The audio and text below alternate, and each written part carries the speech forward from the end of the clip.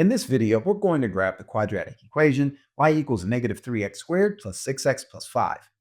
The graph of a quadratic function is a curve called a parabola. Parabolas may open upward or downward and vary in width or steepness, but they all have the same basic U-shape. The standard form of a quadratic equation is ax squared plus bx plus c is equal to 0. All right, let's start by identifying the values of a, b, and c.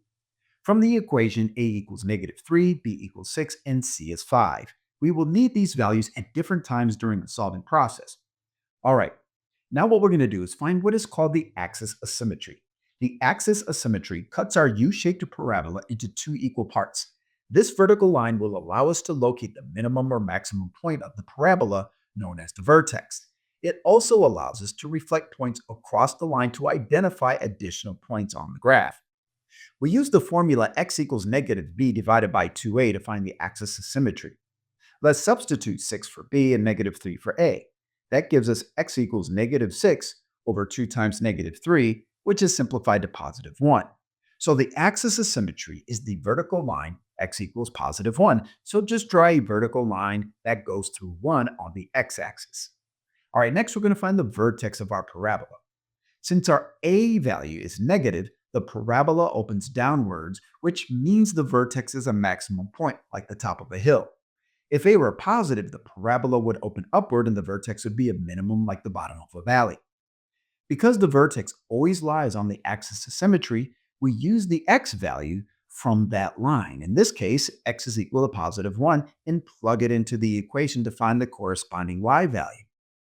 Substituting x equals 1 into our equation gives us y equals negative 3 times 1 squared plus 6 times 1 plus 5, which simplifies to negative 3 plus 6 plus 5, which is equal to 8. So the vertex is located at the point positive 1, positive 8. This is the highest point on the graph and represents the maximum value of the parabola. All right, we need more points to shape the graph, so next we'll find the y-intercept. The y-intercept is where the parabola crosses the y-axis, and at that point, the x value is always 0. So let's plug 0 into the equation to find the corresponding y value. Substituting x equals 0, we get y equals negative 3 times 0 squared plus 6 times 0 plus 5, which simplifies to y equals 5. So the y-intercept is located at 0, 5, and we can go ahead and plot that point on our graph. Now we can use the reflective property of parabolas to find another point.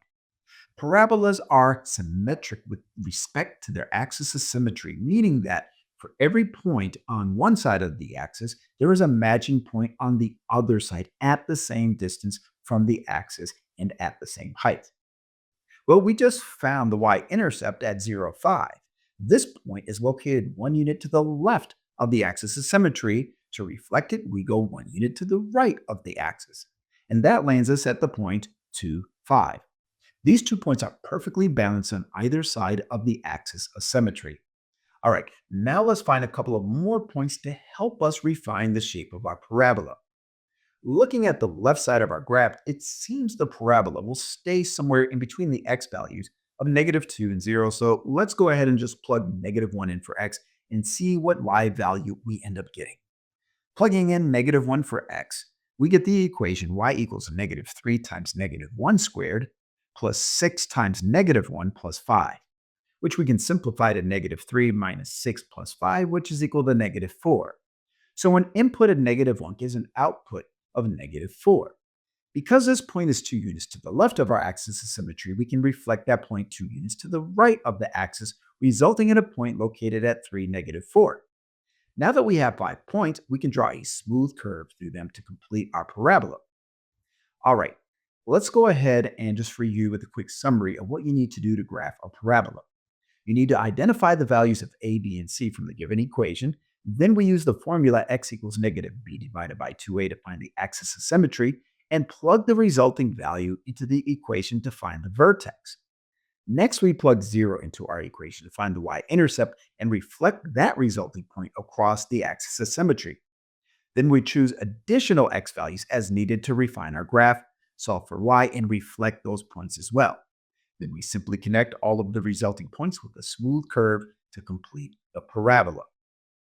All right, thanks for checking out this video. I hope this lesson helped make things a little bit clearer, and I'd love to have you back for more math tutorials. If you found this helpful, be sure to subscribe and turn on notifications so you don't miss any new content. Until next time, this is Mr. Masonette wishing you confidence and success in all of your math adventures, and I'll see you back soon.